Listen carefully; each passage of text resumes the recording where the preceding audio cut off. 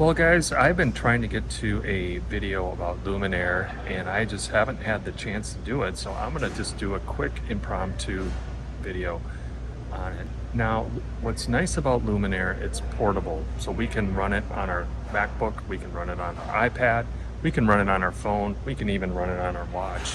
But we usually stick to the MacBook and the iPads, mostly the iPads. This is our main project, and the cool thing about them, all of our projects, is they're just files. So we can store it on iCloud and retrieve them off of any device. You can store them locally on device, very portable. We use two projects. We use one for our main lighting, which is the lighting we use all the time, our fronts and our backs. And then we have another project that we use for our specialty lighting. When we're in working mode, this is what we usually are looking at. We just have all our scenes, and you can just select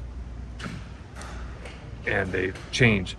Now if we want to get into modifying, that's where click and that just brings the screen down, and now you can see all of the fixtures and you can reorder these. So here they are all listed down the side. And the other neat thing about Luminaire is they are continuously updating their fixtures.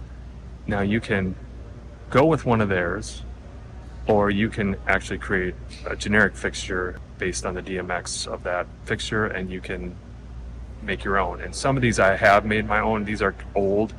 They have done a lot of updates going to more subscription based. They really, I think, in my opinion, have stepped up their support of this application.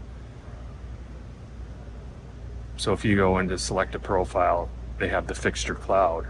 And they have a whole library from manufacturers out here, and that really helps save some time, or you can do your own. And then once they're in here, here's the name of the fixture. So there's our 4-bar tri. These are all the channels we have. Our 4-bar quads, our 4-bar tris again. These are our old front lighting. And then the 4-bar, that's our rear lighting.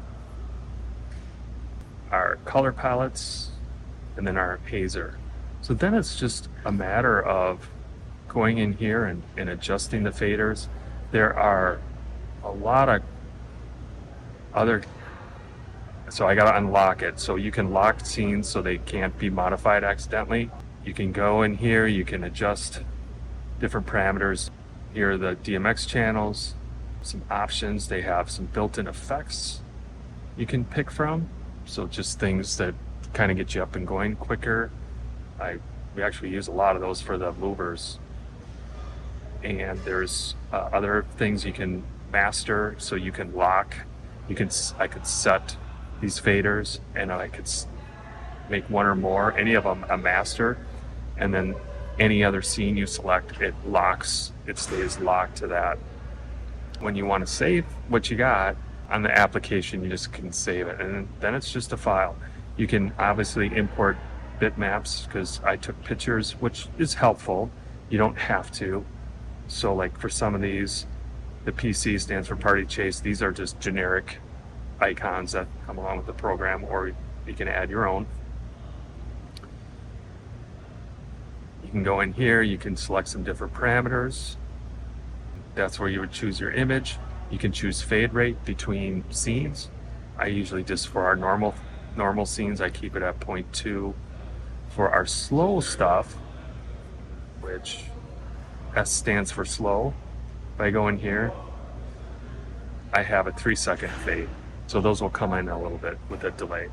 And then up here, you got our blackout, you got intensity. They have a feature where you can push a button, it blacks out all the lights, and then you can make modifications without the lights reacting to that. And that would be helpful if you want to be just testing some things here without the lights actually doing what you're intending on doing. Then when you're ready to flip the lights on, sometimes when you're programming, it can get a little bit fatiguing to have the lights on all the time.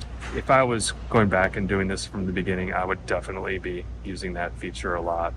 You can create sequences which are just your scenes that you select, and then you can hit play here and it'll just play through. We love Luminaire, everyone. I don't know how many people use it. People have commented, I don't want to say not favorably, but man, this is just powerful. And then to be able to hand this off to Stacy, and then she's gotten really good at coordinating all these things. It'd be hard to go back to a light board for what we're doing for sure. For anybody, the fact that we're untethered with our iPads to do this, I think is just great. I was hoping to get to a more thorough review at some point, so I guess this is it.